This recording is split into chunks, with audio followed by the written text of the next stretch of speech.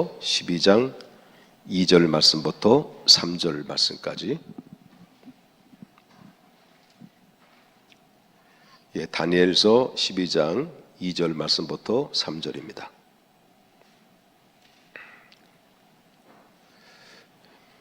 천천히 찾으세요.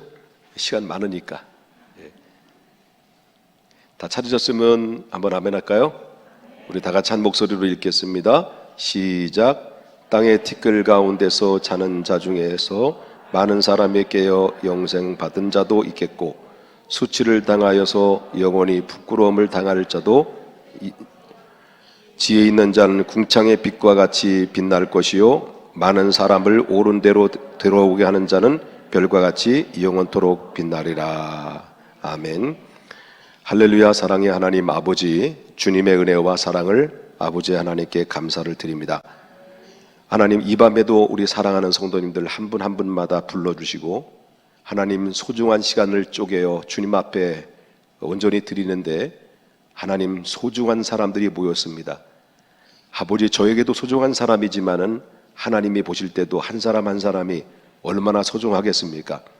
이런 어렵고 힘든 시대 속에서도 하나님 앞에 예배의 본질을 잃어버리지 않으려고 하나님과의 관계가 유기적인 관계를 통해서 친밀한 관계를 나누려고 하는 그런 애씀이 하나님께서 꼭 기억해 두셨다가 하나님께서 품어주시고 하나님 감싸주시고 피할 바위가 되어주시고 하나님 아버지 주님의 날개 아래 우리 사랑하는 믿음의 사람들을 모아주셔서 하나님 푸른 초장으로 실만한 물가로 인도해 주시는 놀라운 역사가 하나님 저들에게 임할 수 있도록 도와주옵소서.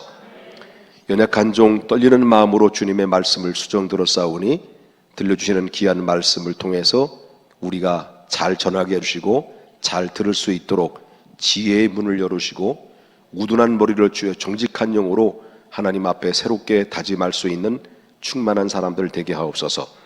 예수님의 이름으로 기도 올리옵나이다. 아멘. 할렐루야. 이렇게 우리가 예배를 드릴 때 2m씩 떨어져 앉잖아요. 아주 신기한 거를 제가 발견했어요. 그건 진리는 아닌데 주일날, 지난 주일날 아주 일렬 종대로 2m 정확하게 띄워놓고, 그리고 또 또 붙어 있으면 우리 부교육자들이 막 해가지고 막 이러시더라고요. 그래 다 철두철미하게 이제 거리를 뒀는데 영상을 보니까 예배를 딱 끝나죠.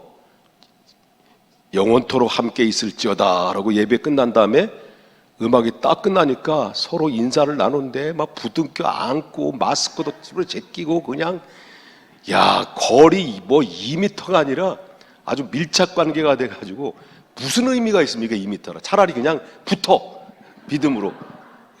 그런 모습을 제가 보면서 참 웃긴다라는 생각이 듭니다. 그럼에도 불구하고 조심할 건 조심해야 된다라고 하는 것입니다. 자, 오늘 본문에 나오는 말씀, 하나님이 기뻐하는 교회, 하나님이 기뻐하는 성도는 어떤 성도일까라고 하는 말씀을 보면 아주 오늘 본문의 말씀은 참 중요한 말씀을 우리에게 도전을 주고 있어요. 여기서 이제 2절을 보게 되면 한번 2절을 볼까요?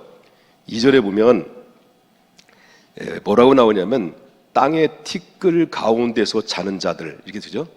땅의 티끌 가운데서 자는 자 중에서 이런 말이 나오거든요.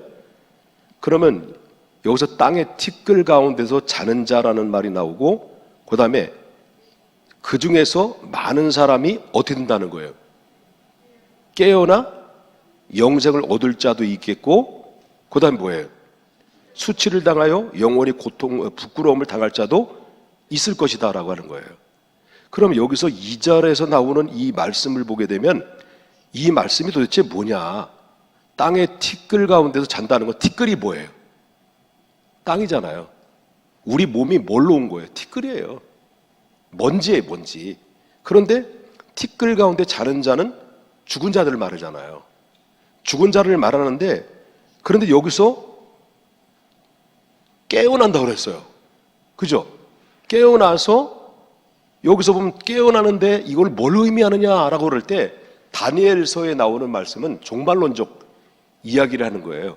그러면 마지막 우리 하나님 앞에 마지막 날에 우리 모두가 하나님 앞에 서게 되는데, 이 서게 되는 그 때를 뭘 말하냐면 육체의 부활을 의미하는 거죠. 오늘 본문에 나오는 말씀은 육체의 부활을 이야기를 하고 있는 거예요. 그럼 육체의 부활을 하는데, 그런데 육체의 부활은 땅의 티끌 가운데 자는 자들 중에라는 말은 이 세상에서 삶을 살다가 땅속에 묻혀 있는 사람들, 죽은 사람들을 의미합니다. 그래서 데살로니가 전서 4장 13절에 보게 되면 뭐라고 나오냐면 잠자는 자들에 관하여라는 말이 나와요. 잠자는 자들에 관하여라는 것은 죽은 사람들을 의미하는 거거든요. 그때 당시로 볼 때는 사람이 잔다라고 하는 것은 뭘 의미하냐면 죽는다라는 얘기예요. 그럼 죽는다라는 의미를 우리 믿음의 그리스도인들이 이야기할 때는 죽는다라고 표현을 하지 않고 뭘로 표현하는 거예요? 잔다라고 표현한다는 거예요. 잔다라고. 그런데 이 세상에 살다가 죽은 자들 중에서는 마지막 심판 때가 오잖아요. 마지막 심판 때 오는데 모든 사람들이 예외 없습니다. 예수 믿는 사람이나 믿지 않는 사람이나 모두가 부활된다는 거예요. 육체 부활. 육체 부활에 대해서 누구 앞에 서게 되냐면 주님 앞에 서게 된다는 거예요. 그래서 주님 앞에 서게 되는데, 그런데 여기에는 문제가 있어요. 자, 이 땅의 모든 사람들이 이 땅에 잠을 자는 사람 중에서도, 그리고 주님이 재림하고 주님이 마지막 날이 임할 때는 우리 지난번에도 부활절에도 말씀드렸잖아요. 우리가 이 믿다가 죽은 자들은 어떻게 된다는 거예요? 육체 부활해서 호련히 변화된다고 그랬어요. 그리고 우리 믿음의 사람들은요, 우리도 또한 부활, 천국에 들어가기에 딱 알맞는 부활로 변화된다는 거예요. 그래서 함께 동시에 하나님께 서게 된다는 거거든요. 그런데 여기서 나오는 이 말씀을 이제 보게 되면 이 땅의 삶을 살다가 모든 사람은 예외 없어요. 예외 없어요. 모두가 다 믿는 사람이나 믿지 않는 사람이나 죽었다가 마지막 주님의 마지막 날에는 다 부활된다는 거예요. 믿는 사람도 부활되고 안 믿는 사람도 부활된다, 이런 얘기예요. 그러면 여기서 2절에 나오는 말씀은 부활하긴 부활인데, 육체 부활하긴 부활하는데 두 종류의 부활이 있다는 거예요. 2절에. 그럼 두 종류의 부활이 뭐냐 할 때 2절을 보십시다. 영생을 받을 자로서 부활이 있고, 그 다음에 뭐예요? 수치를 당하여 영원히 부끄러움을 당하는 모습으로 부활하는 자도 있다는 거예요. 그러면 이것을 무엇을 말하냐면, 믿다가 다 죽지만, 믿지 않는 사람도 죽고 이 세상에 수많은 이 지구촌의 사람들이 다 죽고 있지만, 마지막 날에 딱 우리가 임할 때는 죽었던 자들이 다 부활한다는 거예요. 그 부활을 하는데 2절에 나오는 말씀을 그대로 보게 되면은 영생을 받을 자로 부활해서 부활할 것이고, 어떤 자는 뭐예요? 부끄러운 수치스러운 모습으로 부활하게 될 것이다, 그런 이야기를 하고 있어요. 좀 이해되십니까? 그 여기에 대해서 예수님은 뭐라고 하시느냐?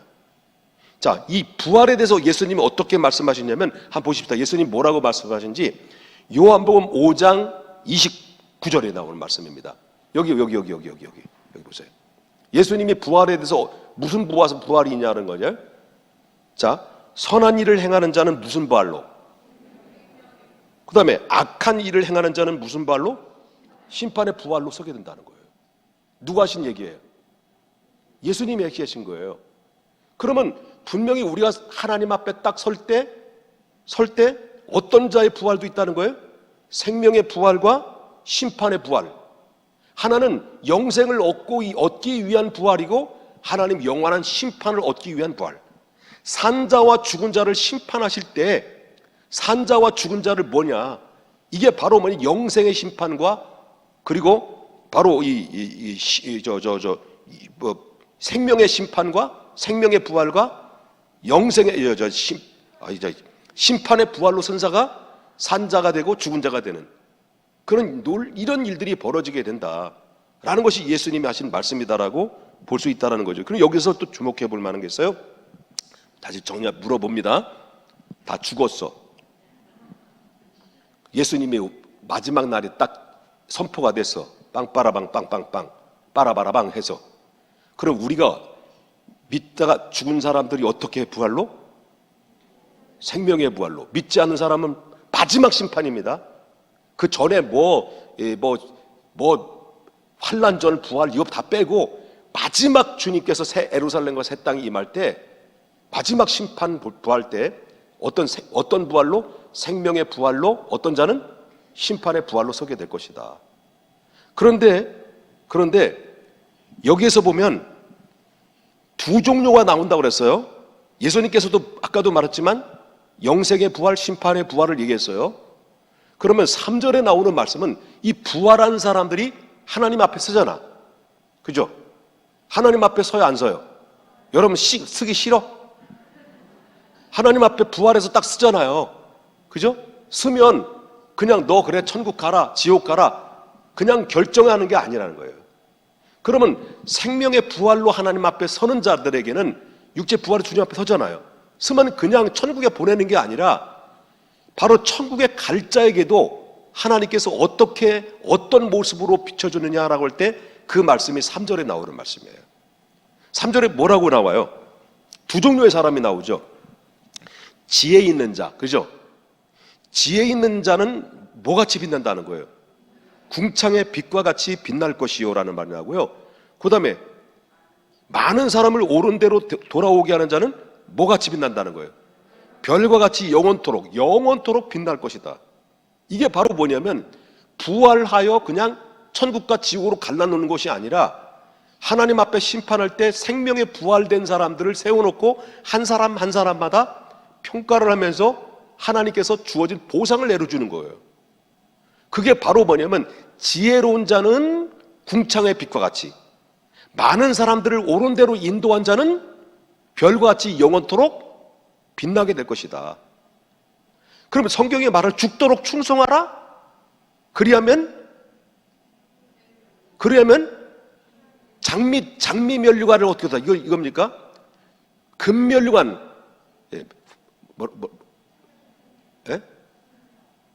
그래요. 생명의 면류관을, 지금 뭐 정신이 하나도 없어요 지금. 생명의 면류관을 너희가 허락한다. 그럼 뭐냐면 우리가 하나님 앞에 부활돼서 그냥 천국 가고 지옥 가는 게 아니라 천국에 가도 각자에게 하나님 앞에 믿음은 뭘로 봐? 아니, 진짜 뭐 욕한 거 아니에요? 시 안 했어요? 구원은 뭘로 받아? 믿음으로 받아요. 그 믿은 자의 행위는 뭐 어디에서 받는 거예요? 믿는 자의 행위, 하나님 나라에 가는 거예요. 그렇기 때문에 구원은 믿음으로 받지만 구원받은 자의 반응이 뭘까? 구원받았어, 너무 감사해. 구원 받기 위해서 예배 드립니까? 구원 받기 위해서 헌신하고 뭐 헌금하고 그런 겁니까? 그건 아니죠. 바로 구원받은 자의 반응이 뭘까요? 이거는 하라고 하지 않아도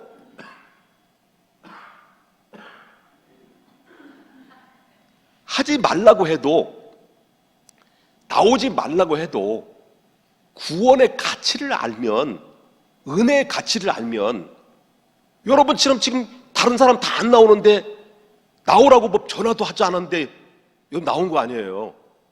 안 나온 지옥 갈까봐 나오셨어요? 그건 아니죠. 담임 목사 지금 기침하고 있는데 코로나 오는지도 모르고 막 지금 분발도 안 되는데, 위험한데, 근데 뭘 믿고 여러분 나오는 거예요?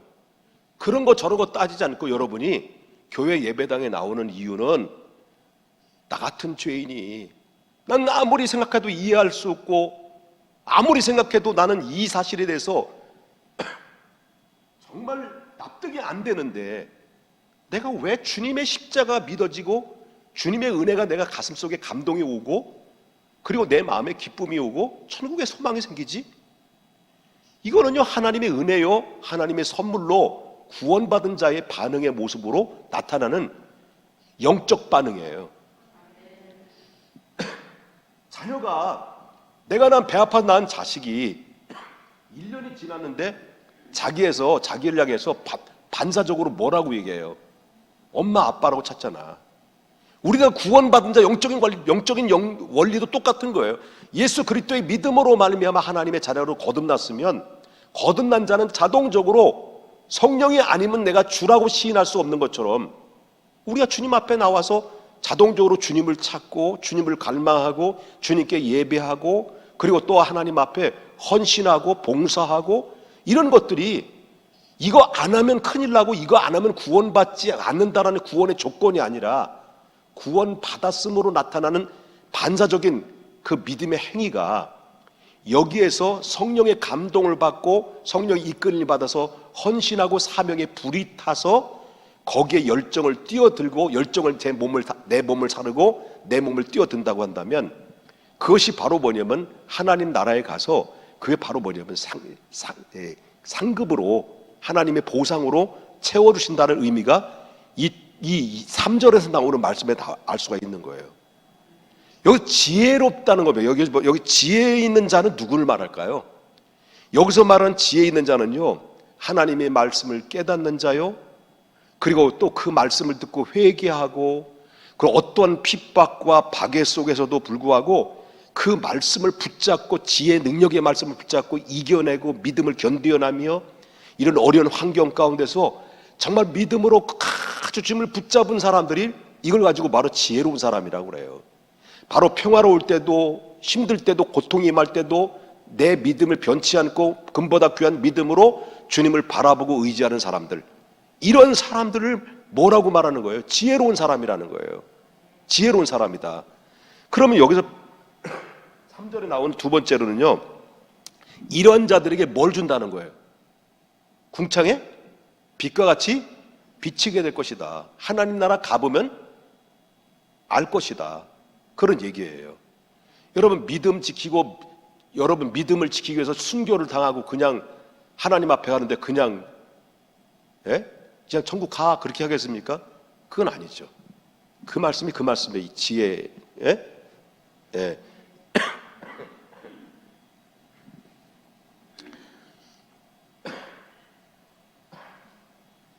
3절 다시 봅니다.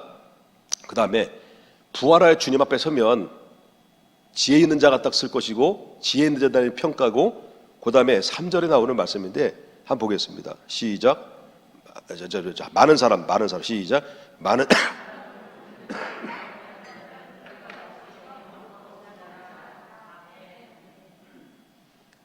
은혜가 되려니까 자꾸 기침만 나오네. 자, 이 말이 뭘까요?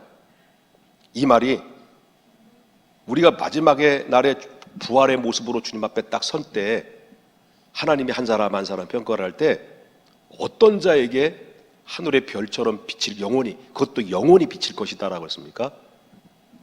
많은 사람을 옳은 대로 인도하는 자. 이것을 바꿔서 말한다고 한다면 어떤 말일까요? 이것을 바꿔서 말한다면 오늘날로 표현한다고 한다면 뭘까요? 많은 사람들을 예수께로 인도하는 사람. 많은 사람들을 예수께로 인도해서 나로 인하여 한 생명이 예수 그리스도를 믿고 일꾼이 될 때, 나 한 사람으로 인해서 이 사람이 전도된 사람이 나중에 믿음이 자라서 은혜를 받고 사명받아서 목사가 돼서 그 목사로 인해서 수천 명 수만 명이 구원받는 놀라운 역사가 임할 때, 내가 헌신의 한 사람을 전도했는데 그 전도한 대상자가 앞으로 목사가 돼가지고요 500명, 500명, 1000명, 5000명씩 목회를 하고 많은 영혼들을 구원하는 영향력 있는 사람이 됐다. 그러면요, 그 내가 전도한 사람이 목사님이 돼서 5000명, 막 10,000명이 목회하는 사람을 이게 볼 때마다 그 목사님 얼굴을 보거나 아니면 TV에 나올 때 아니면 동영상 얼굴을 볼 때 기특할까요? 열받을까요? 에? 얼마나 기특해. 그죠? 너무 기특한 거야. 저 봤지? 저 목사님 봤지? 내가 전도한 분이야, 내가. 얼마나 어깨에 훅가시가 들어가냐는 거예요. 그런데 그 모습을 누가 기뻐하시느냐? 자기 본인도 뿌듯하고 자기 본인도 한 사람이라도 구원받아서 예수 믿고 거듭나서 일꾼이 되고 하나님의 생명을 얻었다고 한다면 나도 기쁜데 하나님은 얼마나 기뻐하실까라고 하는 거예요. 그 얘기예요. 그만큼 전도라는 것은, 영혼 구원이라는 것은 얼마나 중요하고 얼마나 하나님이 기뻐하신가를 성경에서 말해주고 있다라고 하는 것을 보게 됩니다. 그래서 예수님께서도 뭐라고 말씀하셨냐면, 보겠습니다. 마가복음 1장 38절에 예수님이 이 땅에 오신 목적이 뭐냐, 왜 오셨느냐라는 것을, 하나님이 예수님을 왜 보내셨고 보내신 그 보냄받은 예수님이 이 땅에서 오신 목적이 무언가를 분명히 얘기하고 있는데, 여기 한번 보십시다. 자, 다 같이 얘기하겠습니다. 시작. 이르시되 우리가 다른 가까운 마을로 가자. 거기서도 전도하리니. 거기서도 뭐라 그랬어요? 전도하리니. 그 다음 구절이 굉장히 중요해요. 전도하리니. 그 다음에 내가 무엇을 해서 왔느냐? 일을 위해서 왔노라. 그럼 예수님이 오신 목적이 뭐냐는 거예요. 예수님 오신 목적이 뭐예요? 전도예요. 전도하러 오신 거예요. 이걸 바꿔서 말한다면 예수님이 이 땅에 오신 목적, 그러면 하나님이 예수님을 보내신 목적과 예수님이 이 땅에 오신 목적이 분명히 드러나죠. 부각이 되죠. 그것은 바로 뭐냐면 영혼 구원이에요. 영혼 구원이고, 아버지의 뜻을 순종한 이유도 바로 뭐냐면, 아버지의 뜻이 뭐예요? 뜻이 하늘에서 이루어진 것처럼 이 땅에서 성취된 것이 무엇일까? 뜻이 하늘에서 정한 것이 뭐냐?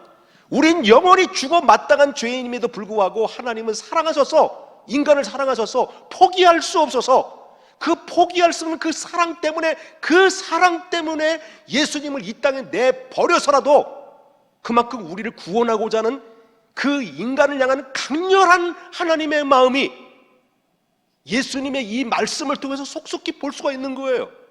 예수님이 왜 와셨느냐? 영혼 구원하러 오셨다는 거예요.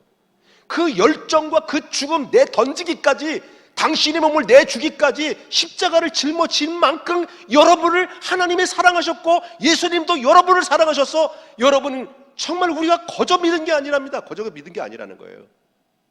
그리스도의 사랑에 아버지의 마음은 여러분을 그만큼 사랑하는 사랑의 마음이 그만큼 뜨거웠고, 지금도 가슴 뛰는 놀라운 역사 속에서 예수님께서 그 뜻을 성취하기 위해서 십자가를 지셨고, 그리고 한 영혼이라도 전할 때, 예수님이 공생에 딱 시작할 때 첫 마디가 무엇입니까? 첫 마디에 외쳤던 말씀이 무엇입니까? 회개하라, 천국이 가까웠다라는 얘기예요. 그 외에는 없는 거예요. 예수님이 치료하신 것도 뭘까요? 예수님이 병을 고친 것도 이유가 뭘까요? 예수님이 귀신 내쫓은 것도 무엇일까요? 여러분, 오병이 역사를 일으킨 것도 무엇일까요? 모든 기적과 이적은 봐라, 내가 이런 능력자다, 너들도 이렇게 믿으면 이렇게 능력이 나타난다, 기적을 보이고 표적을 해서 표적을 행사라고 예수님 보여준 게 아니라는 거예요. 바로 기적과 표적을 통해서 저들이 하나님이 어떤 분이고 하나님의 전지전능하신 분이라는 것을 알고, 그리고 저분이야말로 하나님이 약속된 자요, 저분을 믿어야만이 구원받는다라는 이 표시를 통해서, 표적을 통해서 보여줌으로 말미암아 근본적인 궁극적인 본질은 뭐냐면, 저들이 주님께 돌아오게 하는 목적에서 하나님이 도구로 쓰신 거지요. 그거예요. 은사주의가 뭐예요? 막 방언을 받고 막 병을 고치고 예언을 하고, 그리고 말하자면 와봐라 그러면 통변 예언, 그리고 해서 생년월일 12월 27일 그러면 다니엘서 12장 27절 펴가지고 그게 진리다라고 이렇게, 승질 나가지고 한 잔 더 마셔야 돼. 여기 사실 목이 간지러워서 지금.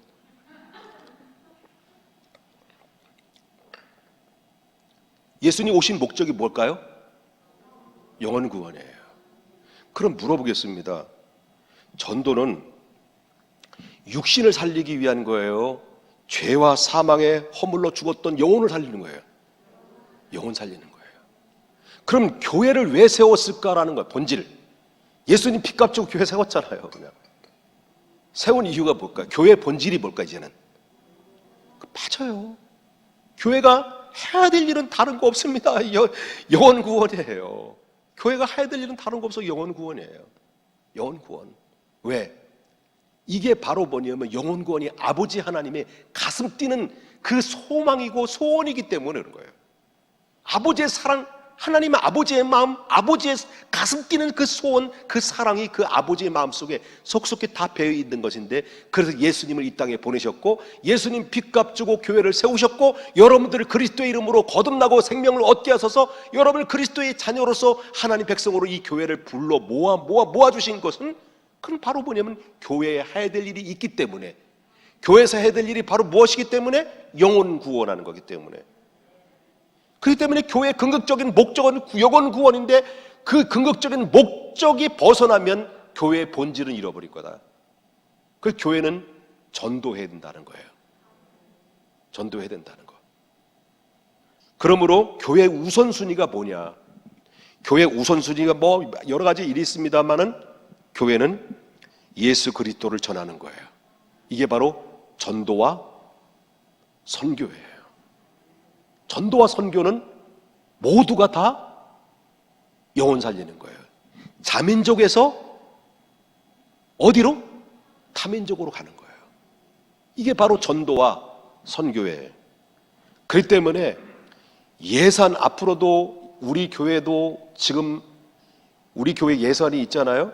예산에도 선교와 전도에 대한, 선교에 대한 그런 비중이 굉장히 커요.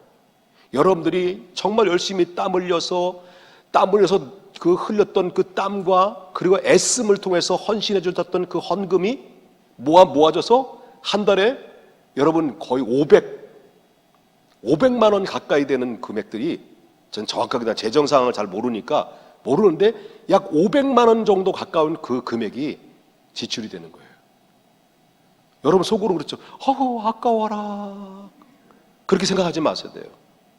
이게 바로 뭐냐면 영혼 구원하는 하나님의 기뻐하시는 일. 그래서 선교하는 교회는, 전도하는 교회는 하나님이 기뻐하는 교회고, 전도하는 교회를 축복하시고 전도하는 성도를, 선교하는 성도를 축복하지 않을 수가 없다. 왜? 축복하지 않으면 선교를 안 하기 때문에.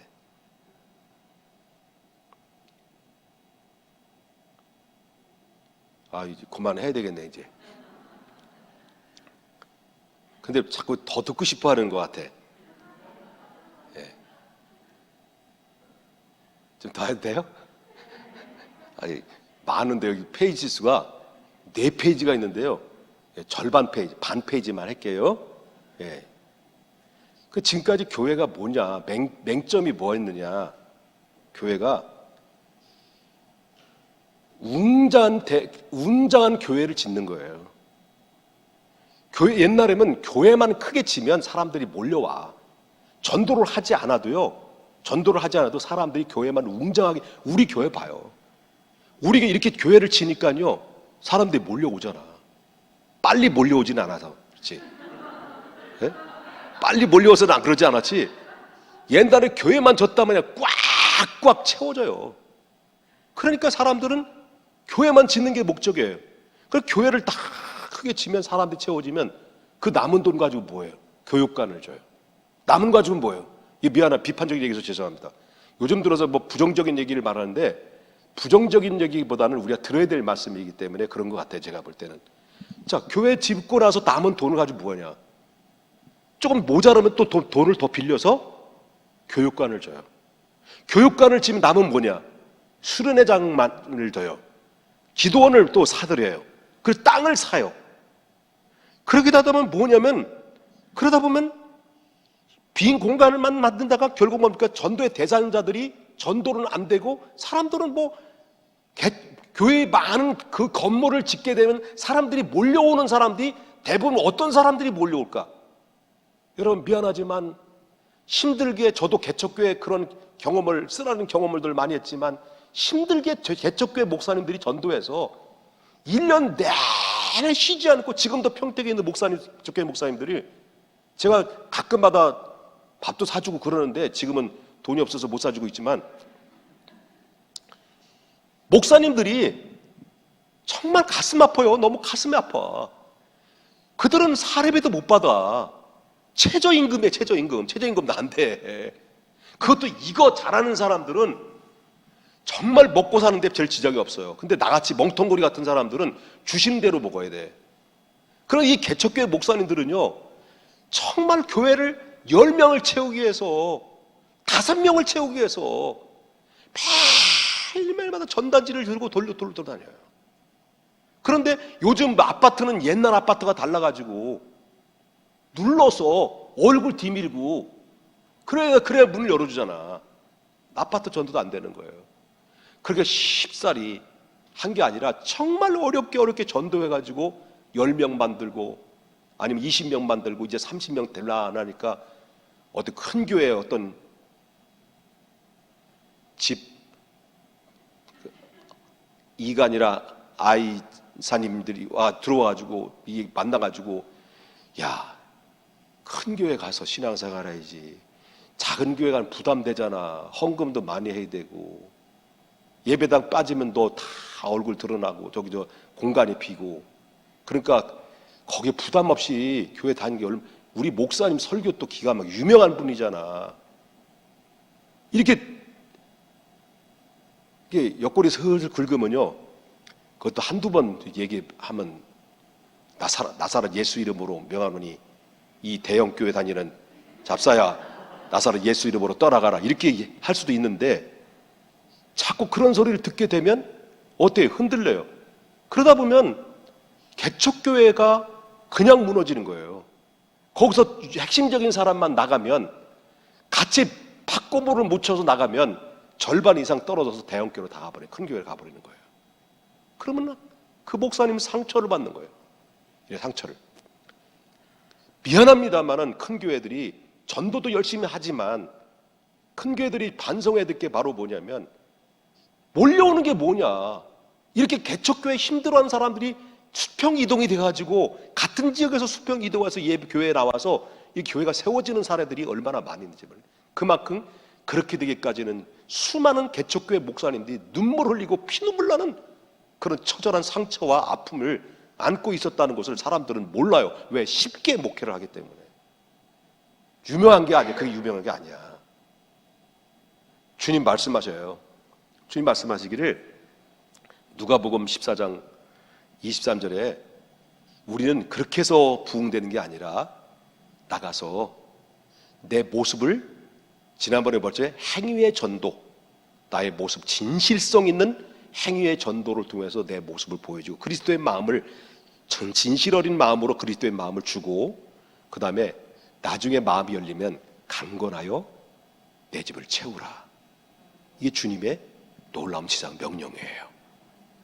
그래서 지금 일시적인 이 땅에서의 궁창의 빛처럼 빛나는 사람이 되기보다는 일시적인 이 땅에서의 하늘의 별처럼 빛나는 사람이라기보다는 여러분 우리 하나님 나라에 가서 궁창의 빛처럼 빛나는 사람이 되지 않겠습니까?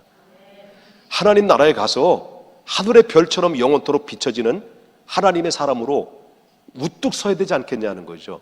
이 땅은 잠시죠. 물어보겠습니다.